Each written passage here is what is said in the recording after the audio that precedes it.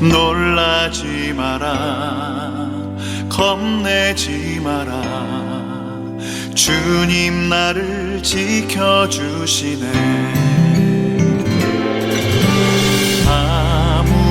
아무것도 두려워 말라.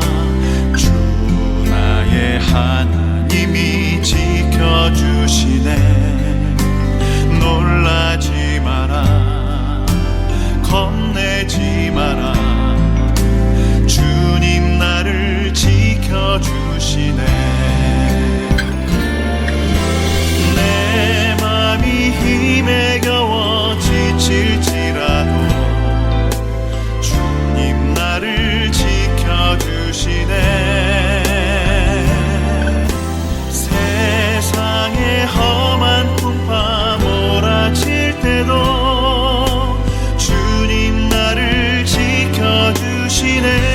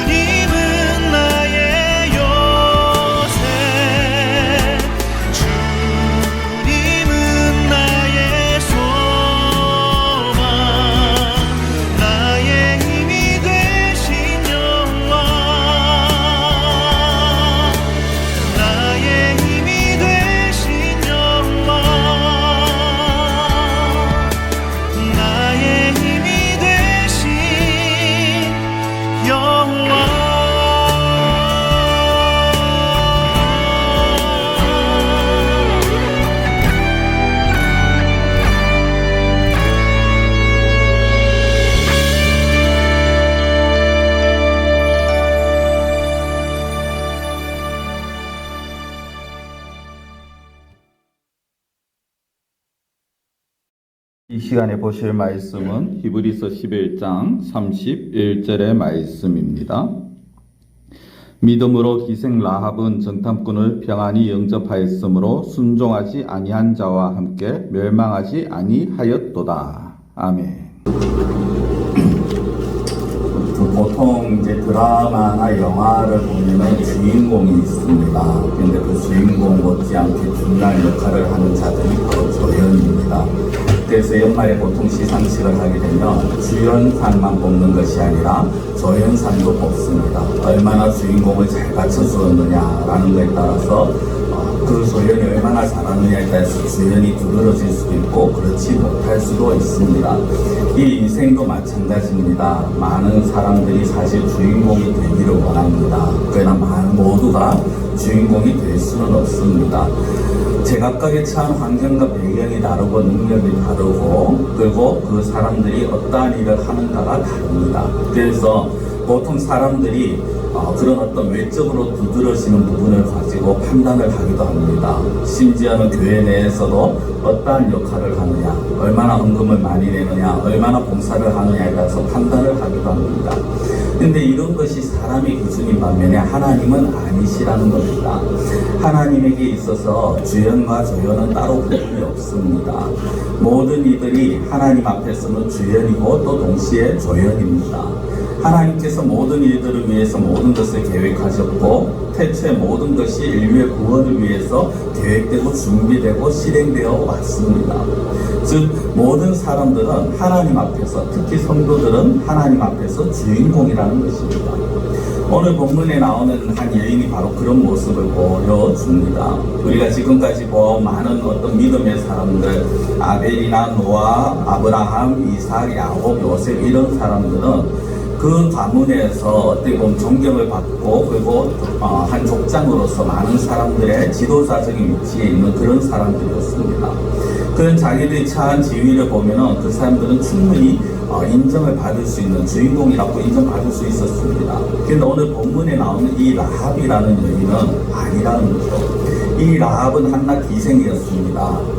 당시 뭐 유대인이든 이방인이든 간에 어디에서도 사실 그 분위기상 사람들에게 인정을 받지 못하는 여인이었습니다. 그런데 이 여인이 선과 함께 멸망당하지 아니하고 구원함을 얻게 되었습니다. 이 사실 하나만 봐도 우리가 알 수 있는 것은요, 사람들에게 인정을 받고 못 받고가 중요한 것이 아니라 하나님 앞에서 누가 인정을 받느냐 하는 것입니다. 세상에서 아무리 뛰어난 능력을 가지고 세상에서 인정을 받고 사람들에게 인정을 받는다 할지라도 믿음을 갖지 못한 이상 하나님 앞에서 인정함을 받지 못합니다. 그러나 반면에 세상에서 정말 약한 존재, 누가 봐도 정말 힘없는 존재, 인정함을 받지 못하는 그런 모습이라 할지라도 하나님께서 인정한 사람은 하나님께서 그 사람을 구원하시고 높이신다라는 사실입니다. 이 여인이 오늘 나오는 이 라합이라는 여인 기생이었습니다. 그러나 훗날 이 여인이 혈통적으로 보면 다윗의 조상이 되고 예수 그리스도의 조상이 되었습니다. 기생이면서 이방인인 라합의 조건, 어떻게 보면 이스라엘이 생각하는 그 선민과는 완전히 다른, 하나도 일치하는 점이 없는 그런 모습입니다. 그럼에도 불구하고 그녀가 구원받은 것은 하나님의 주권이라고밖에 말할 수가 없는 거죠. 인간의 생각에 의하면, 특히 유대인들의 그 사고방식에 의하면 하나님의 은혜가 임할 요소가 하나도 없음에도 불구하고 하나님께서 은혜를 베푸셨다라는 것입니다. 이건 무엇을 말합니까? 하나님께서 하시는 일은 결국 하나님의 기쁨을 따라 행하시는 것입니다. 사람들이 무엇이라 해도 하나님께서 내가 저 사람을 긍휼히 여기겠다면 긍휼을 베푸시고요, 저 사람은 강팍하게 내가 만들겠다면 강팍하게 하시는 분이라는 거죠. 우리가 여호수아가 이 사실 라합이라는 인물이 여인이 등장하는 그 여호수아 입장에 보면 여호수아가 여리고성에 기생을 정탐꾼을 보냅니다. 그런데 그 두 명의 정탐꾼을 보냈을 때 그 두 명의 정탐꾼이 이 라합이 하나님의 선택을 받았다라는 것, 그리고 하나님께서 택한 백성들이 그곳에 있을 것이라는 것을 감히 상상을 못했을 것입니다. 아니 어떻게 보면 알았다 할지라도 그들이 그곳에서 그 큰 성에서 어떻게 보면 여리고라는 그 큰 성에서 그녀의 집을 찾는 것 자체가 사실은 모래밭에서 모래사장에서 바늘을 찾는 것만큼 어려운 일입니다. 그럼에도 불구하고 하나님께서 그 성으로, 그 여인의 집으로 이 정탐꾼들을 인도하여 내는 그런 모습을 우리는 여호수아에서 볼 수가 있습니다. 하나님께서 당신의 백성이 어느 곳에 있는지 그것이 중요한 것이 아니라 하나님을 믿고 인정하는 자를 하나님께서는 반드시 찾아내시고 그들을 부르신다라는 것입니다. 자, 라합의 믿음은 우리가 다시 한번 본격적으로 보길 원합니다. 이 라합의 믿음 어디에서부터 시작이 되었을까? 이것이 사실 굉장히 중요합니다. 우리가 누구나가 다 믿음의 사람들을 보면서 나도 이런 믿음을 갖기를 원한다라고 말을 하지만은 그러나 그 믿음의 시작이 어디에서부터 시작이 되느냐가 중요한 것입니다. 오늘 로마서 10장 17절은 이렇게 말씀을 합니다. 그러므로 믿음은 들음에서 나며 들음은 그리스도의 말씀으로 말미암았느니라. 결국 믿음의 시작이 어디냐? 하나님의 말씀, 예수 그리스도의 말씀이라는 것입니다. 물론 말씀을 듣는 것을 생겨지는 이 믿음, 구원을 얻는 믿음은 아닙니다. 구원에 얻는 믿음은 하나님의 주관이고 하나님의 주권적인 역사입니다. 우리가 개인적으로 그 구원을 이루기 위해서 개인적으로 개입할 여지는 없습니다. 그러나 그 구원 얻은 믿음이 점점 자라나기 위해서, 그리고 역사가 일어나기 위해서는 말씀이 필요하다는 것입니다. 라합은 하나님에 대해서 처음부터 알고 있는 인물이 아니었습니다. 이방인이었습니다. 그런데 어느 순간 하나님과 이스라엘에 대한 소리들이 들려오기 시작합니다. 그녀의 집이 성벽 위에 있었고 또 그녀의 직업이 기생이었기 때문에 아무래도 많은 사람들이 왕래를 하게 되고, 그래서 그런 소리들을 더 잘 들렸을 수도 있습니다. 그럼 라합이 들은 소리가 무엇이냐? 여수와 2장 9절 이하에 보면은 9절에서 11절까지 좀 깁니다만은 제가 한번 읽어드리겠습니다. 말하되 여호와께서 이 땅을 너희에게 주신 줄을 내가 아노라. 우리가 너희를 심히 두려워하고 이 땅 주민들이 다 너희 앞에서 간남이 녹나니 이는 너희가 애굽에서 나올 때 여호와께서 너희 앞에서 홍해 물을 마르게 하신 일과 너희가 요단 저쪽에 있는 아모리 사람의 두 왕 시온과 옥에게 행한 일 곧 그들을 전멸시킨 일을 우리가 들었음이니라. 우리가 듣자고 마음이 녹았고 너희로 말미암아 사람이 정신을 잃었나니 너희의 하나님 여호와는 위로는 하늘에서도 땅 아래로는 땅에서도 하나님이시리라. 하울이 좀 심하죠. 조금만. 제가 9절에서 11절을 말씀을 드렸는데 10절 마지막에 보면은 이렇게 말합니다. 우리가 들었음이니라. 우리가 들었다. 무엇을 들었습니까? 그 앞에 보면은 이스라엘이 홍해를 건너고 광야에서 이스라엘을 대적한 자들을 하나님께서 전멸시킨 일을 들었다라는 것입니다.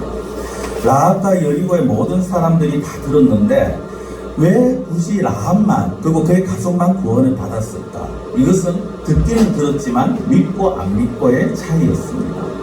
라합은 이 소리를 듣고 그 주인공이 되신 상천하지의 하나님을 믿었습니다. 그러나 본문에서 어떤 이들은 오늘 본문을 보면은 이 소리를 듣고 순종치 않음으로 멸망당했다라고 그렇게 말씀을 합니다. 순종치 않았다라는 것은 말씀을 듣고 말씀의 깨달음이 왔을 때 그 깨달음을 거부했다라는 것입니다. 우리 이 시점에서 구원이 우리의 권한이 아니라는 것을 확실하게 볼 수가 있는 것이죠. 라합의 말대로 여리고의 사람들이 다 듣고 이 이스라엘에 관한 소식을 다 듣고 그들이 간담이 녹았습니다. 그렇다면 그들이 하나님께 긍휼을 베풀어야 합니다. 긍휼을 구해야 되는 것이 정상입니다. 더군다나 이스라엘이 7일 동안 여리고를 돌면 그 7일이라는 시간 동안 이스라엘 여리고 사람들은 회개의 기회가 주어진 것입니다. 그런데 이 7일의 시간이 다 지나가도록 아무 일이 일어나지 않자 그들의 마음이 오히려 더 강팍해집니다. 그리고 여리고 사람들이 두려움이 처음에 있었지만 그 두려움이 사라져버립니다. 반면에 라합은 하나님의 은혜로 구원을 얻게 됩니다. 이것이 구원이 하나님의 능력과 권한이라는 것입니다.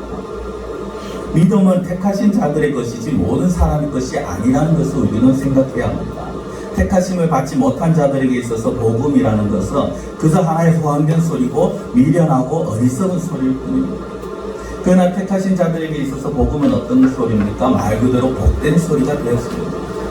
그러나 구원받은 믿음과 달리 삶에서의 믿음은 개인의 선택 사항입니다.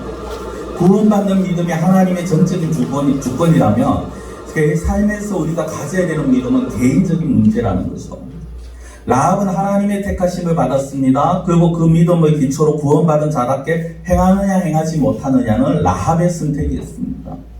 하나님의 은혜 위에 말씀에 대한 확신과 담대함이 있어야 됐다라는 것입니다. 라합이 그러한 모습을 보였습니다.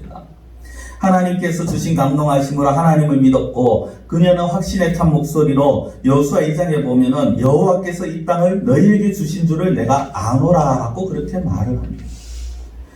어떻게 보면 그저 들린 소리지만은 그 들린 소리로 인해서 하나님을 믿고 그 하나님께서 이 땅을 여리고성을 하나님의 약속하신 말씀대로 이루실 것이라고 이스라엘에게 줄 것이라는 확신을 가지고 있었는 것입니다. 그리고 그녀는 그 확신대로 여리고가 전멸당할 때 구원함을 얻게 됐죠. 여러분, 믿음은요, 참된 믿음은 이처럼 살아 역사하는 능력이 나타납니다. 이 참된 믿음을 가지고 있느냐는 신앙 고백을 통해서 알 수가 있습니다. 많은 사람들이 신앙 고백을 합니다. 우리가 말하는 예배 시작할 때 드리는 사도신경이 아니고요. 하나님에 대해서 그리고 예수님과 성령님에 대해서 신앙 고백을 합니다. 근데 이런 신앙 고백이 외식적이고 형식적으로 끝나는 경우들이 너무 많습니다. 말로만 끝난다라는 것입니다. 행위가 뒤따르지 않습니다. 말로는 하나님에 대해서 쫙 설명을 하고 그렇게 믿는다 하지만 실제 삶에서는 그 하나님을 인정하지 않더라는 것입니다. 이 야고보는 이런 믿음을 죽은 믿음이라고 말을 합니다. 성도 여러분, 죽은 자는 힘이 없습니다. 움직이지 못합니다. 생명력이 없습니다. 말로만 하는 고백과 믿음은 능력이 나타나지 않습니다. 근데 라합은 달랐습니다. 사도 야고보가 라합에 대해서 이렇게 표현을 합니다. 야고보서 2장 25절에 또 이와 같이 기생 라합이 사자들을 적대하여 다른 길로 나가게 할 때 행함으로 어렵다 하심을 받은 것이 아니냐. 이것은 이제 라합이 행한 일 때문에 그녀가 구원받았다 이런 표현이 아니고요. 그녀가 행한 일이 그녀의 믿음을 보여주는 열매라는 것입니다. 라합은 정탐꾼들을 평안하게 영접을 했고요. 그들을 자기 집에 영접했고 중요한 대화를 나눴고 그들의 안전을 위해서 따로 거처를 마련했고 그들을 숨겨주고 또 그들이 떠날 때도 안전하게 떠나도록 배려했습니다. 어떻게 보면 여리고성의 그 주민으로서 자기 나라를 위해서 그들을 신고하거나 잡히도록 군사들을 도와주는 것이 애국심이 불탄 사람이라면 그렇게 해야 되겠지만은 그러나 라합은 믿음으로 그들을 대합니다.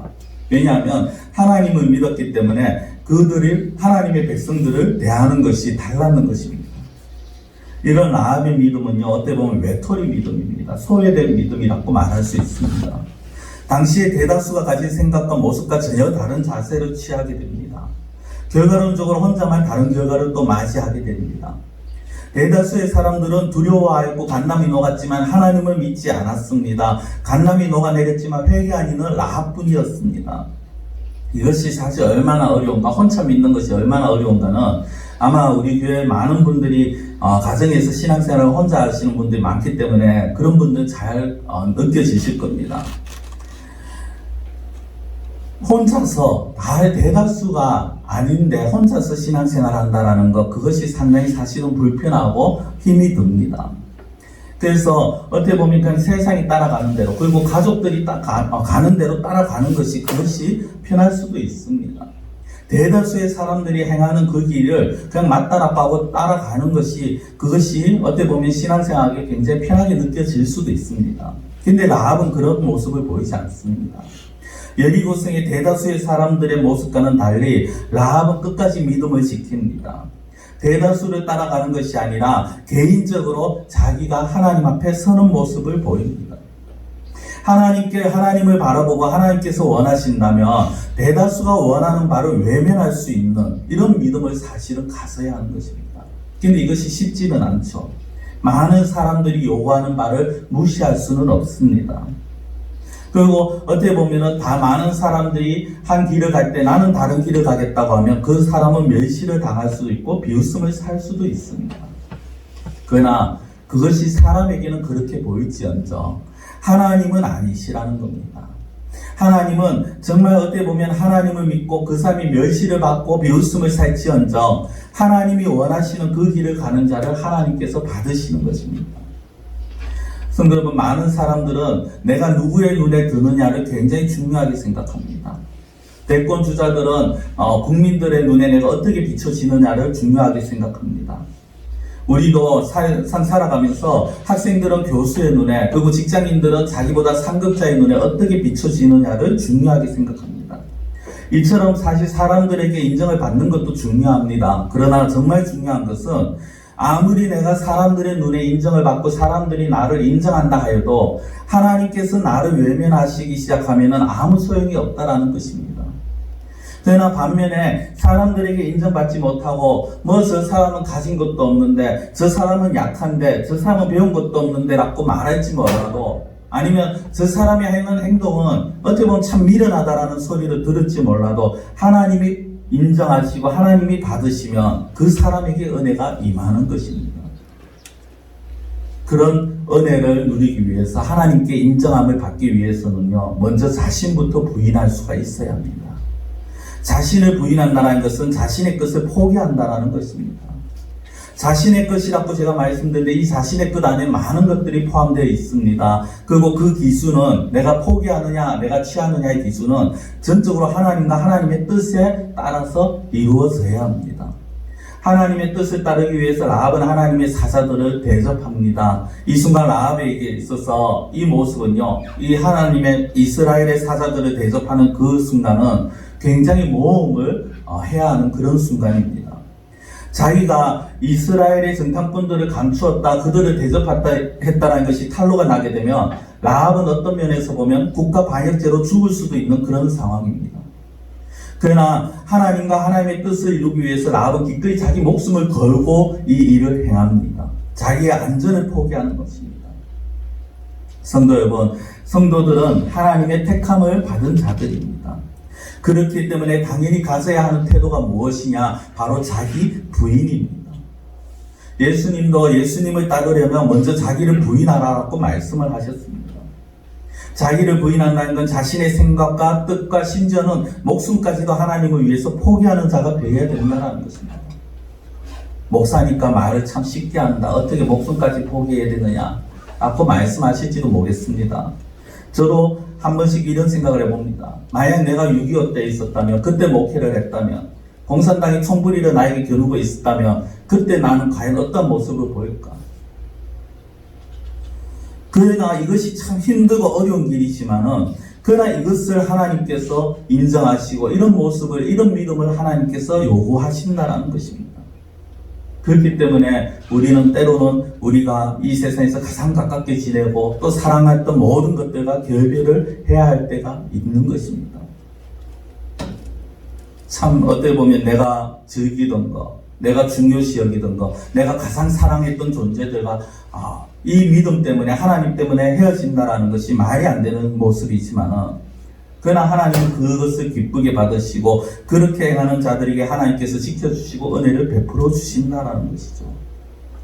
하나님 앞에서 자기를 부인하는 자가 되어야 됩니다. 그런데 자기를 부인하기 위해서 먼저 하나님에 대해서 올바로 알아야 합니다. 하나님에 대해서 알면요, 하나님에 대한 신앙 고백이 자연스럽게 진실된 신앙 고백이 나옵니다. 앞서 읽어드린 여호수아 2장 9절에서 11절까지 바로 라합의 신앙 고백이었습니다. 단 석줄이지만 그 안에 놀라운 고백이 담겨 있었습니다. 라합의 신앙 고백은요, 하나님께서 행하신 일들을 인정하는 것이었습니다. 그리고 하나님께서 하나님의 백성들에게 주시겠다고, 가나안 땅을 주시겠다라는 그 약속의 말씀을 이루실 것이라는 확신이 있었습니다. 그리고 그 하나님이 어떤 하나님이냐? 세상에 흔하디 흔한 신 중에 한 명이 아니라 하늘에서나 땅에서나 여호와 하나님, 유일신 여호와 참신임을 인정하는 고백을 합니다. 그리고 이 고백 후에 여리고성이 무너질 때 라합은 정탐꾼과의 약속대로 창문에 붉은 줄을 달아내리는 그런 믿음의 행동을 하게 되었습니다.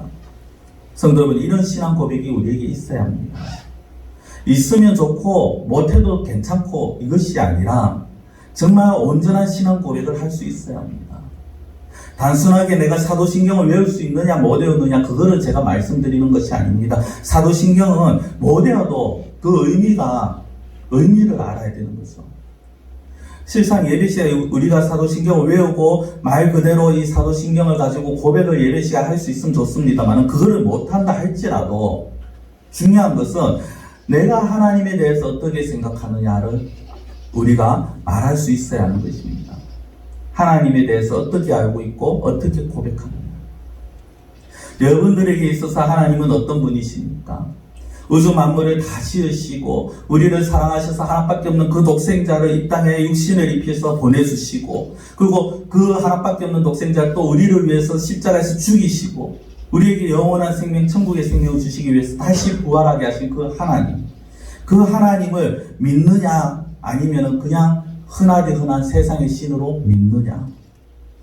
참 안타까운 것은 이 시대에 많은 성도들이 하나님에 대해서 믿는다고 말하지만 실제 하나님에 대해서 신앙 고백을 하라고 하면 어떻게 말할지를 몰라 한다라는 것입니다. 하나님, 예수님, 그 좋은 분이야. 사랑이 많은 분이야. 그냥 내 마음을 참 편안하게 해주는 분이야. 이 정도에서 끝나시는 분들이 너무나도 많은 시대라는 것입니다. 물론 이 시대만이 아니라 역사적으로 그렇습니다. 많은 사람들이 하나님을 믿고 신앙생활 한다고 말하지만 정말 하나님에 대해서 말해보라고 하면 당신이 믿는 하나님은 어떤 분이냐고 말하라고 하면 단 한마디도 제대로 하지 못하는 경우가 많다는 것입니다. 여러분들이 믿는 하나님은 과연 어떤 분이십니까?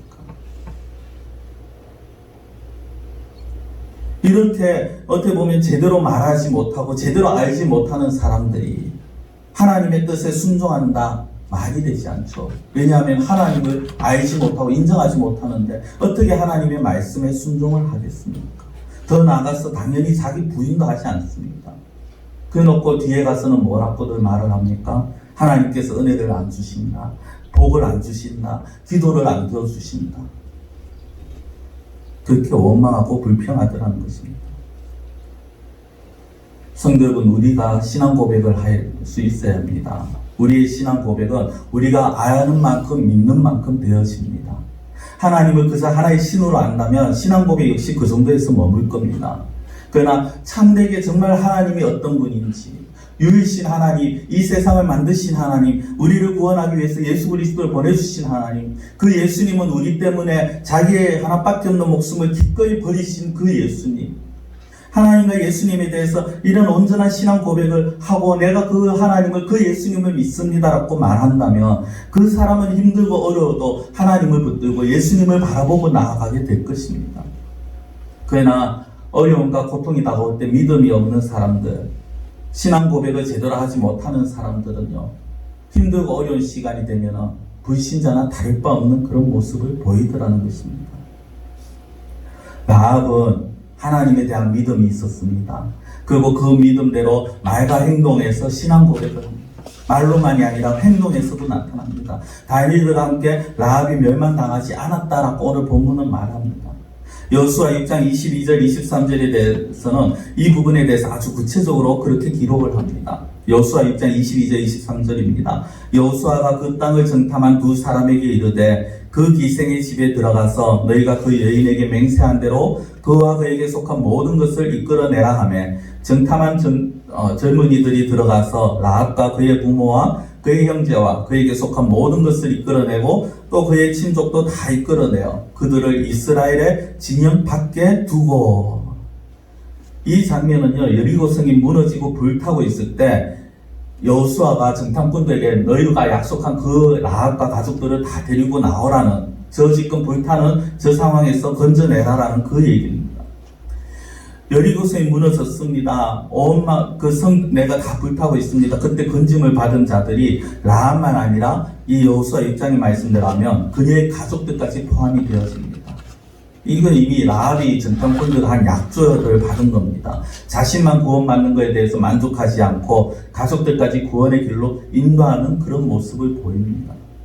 온전한 믿음은요, 자신만이 아니라 가족까지도 구원의 길로 인도합니다. 내가 나만 잘 믿으면 되지 다른 사람은 아니면 언젠가 되겠지 이런 마음으로 어떤 참 간절함과 어떤 그런 조바심이 나지 않는다면요, 그 사람은 둘 중에 하나입니다. 하나님에 대한 믿음이 없든지 아니면 그 가족이나 그 다른 사람에 대한 사랑이 없든지. 우리가 정말 주위의 사람들을 사랑하고 그리고 우리가 정말 하나님께서 구원의 능력을 지니신 그 하나님이시라는 것을 우리가 믿는다면 그들을 위해서 기도의 씨름을 하는 것은 당연한 것입니다. 라합은 정탐꾼을 도망시키는 그 다급한 순간에도 자기의 가족들을 언급하는 그런 모습을 보입니다. 사랑한다면 그들의 영혼을 위해서 엎드리고 간청을 해야 되는 거죠. 예수님 당시에 친구들의 믿음이 중풍병자를 고쳤고요, 간수장의 믿음이 그의 가족들을 구원의 길로 인도하였다라는 그 사실을, 그 사건도 우리는 기억해야 합니다. 온전하고 충성된 믿음, 어떻게 보면 진실된 믿음은 자신만 아니라 가족들까지도 구원의 길로 인도합니다. 하나님께서 이런 라합에게 구원이라는 은혜만이 아니라 더 큰 상으로 갚아주시죠. 사단의 노예에서 하나님의 백성이 된 것, 이것은 그녀가 받은 은혜의 시작일 뿐이었습니다. 이방인 가운데에서도 기생인 그녀가 이스라엘 백성이 되었습니다. 서두에 말씀드린 것처럼 후에 유다의 왕족의 족보의 이름을 올립니다. 얼마나 영광스러운 일입니까? 한낱 기생이, 한낱 이방인이 유다의 위대한 왕인 다윗의 고조모가 되었습니다. 마태복음 1장에 보면요, 그 족보가 쭉 나옵니다. 이 라합이 이스라엘의 살몬이라는 사람과 결혼하는데 그 결혼을 통해서 우리가 잘 아는 룻의 남편이 되는 보아스가 태어납니다. 그리고 보아스의 후손 가운데 다윗이 태어나는 거죠. 한 여인이, 그것도 이방 여인 기생이 이스라엘의 최고의 왕이라고 불리는 다윗의 조상이 되었습니다. 이것은 끝이 아니죠. 육신의 혈통으로 쭉 내려가면 그 후손 가운데 예수 그리스도가 태어나시게 되었습니다. 이것이 얼마나 놀라운 일입니까? 누가 한낱 기생 라합의 후손 가운데 왕이 태어나고 메시아가 태어날 것이라고 누가 생각이나 할 수 있겠습니까? 근데 이것이 하나님의 은혜고 복이고, 이 하나님의 은혜와 복을 누리게 된 이 일이 어디에서 시작이 되었습니까? 하나님을 인정하고 하나님에 대한 믿음의 삶을 살아가기 시작할 때, 그때 그 후손 가운데 복이 누려집니다. 우리 모두가 참 자녀들이 또 우리 후손들이 잘 되기를 원하시죠. 그 시작은 우리가 어떤 믿음을 부르는가. 라합의 그 믿음은요, 라합을 우습게 보던 그 여리고의 사람들, 아마 수많은 사람들이 라합을 우습게 여겼을 겁니다. 한낱 기생, 이 몸을 파는 여자. 근데 그 여인이 이런 어떤 놀라운 영광의 자리에 선다는 것, 그 누구도 상상하지 못했을 것입니다.